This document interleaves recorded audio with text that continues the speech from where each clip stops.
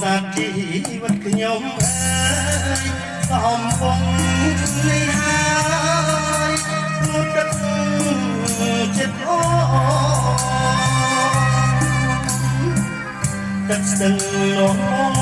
រសាតាអូសន្តាសន្តាទៅស្ពានថ្មទឹកហូរកាត់សាច់កាត់ដីមាត់ស្ទឹងអូទាំងត្រលឹងស្នេហ៍លោកស្មោះសរទងជាថ្លៃប្រែឡប់មកតាមទីផងអ្នកទៅយ៉ាងមហាទឹកស្ទឹងពោធិ៍សាត់កាត់ថ្លៃទឹកភ្នែក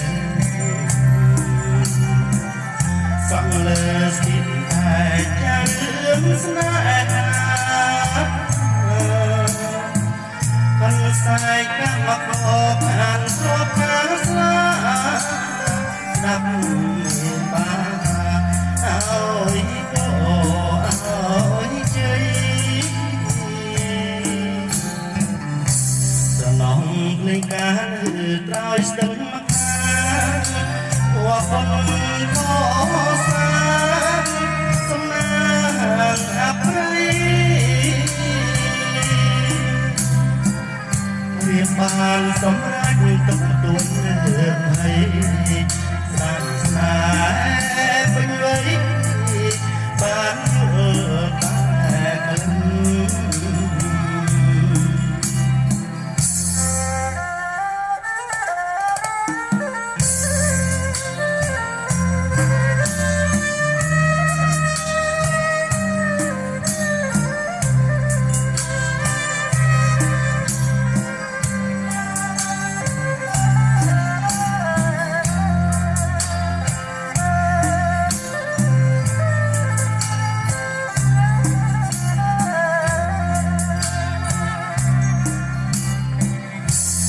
ស្ទឹងពោធិ៍សាត់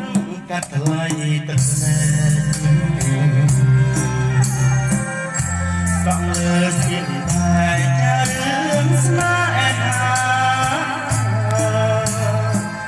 កាន់ស្័យកម្មករខានប្រការស្លាទ្រង់មិនបានអើយកោអើយជ័យ